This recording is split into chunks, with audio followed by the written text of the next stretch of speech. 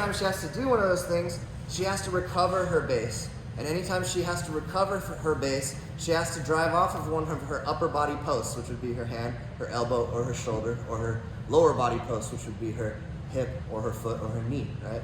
So if I can get her to put any of her upper body posts on the ground, then I have the ability to sweep her, okay? Now, there's lots of ways to do that. One stupid simple thing that I want to show you guys though when it comes to breaking posture is, and this is going to be, jiu-jitsu is filled with duh moments. Like really, that makes so much sense. I don't know why I do that. I know that, but I do it, okay?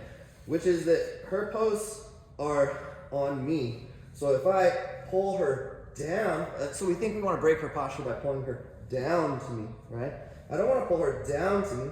I want her head height to come up towards me, right? Because she wants to move away from my legs. So I want her to come above my hips, right? So watch, Jess is gonna try to keep her posts. If I pull her down, no way, okay?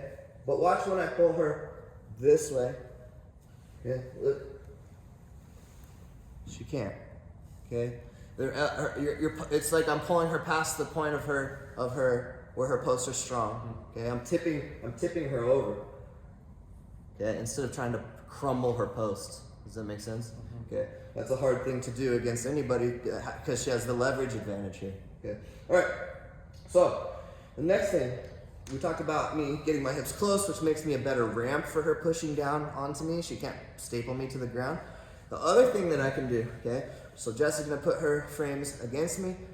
If I bring my knees to my chest here, I can't, okay?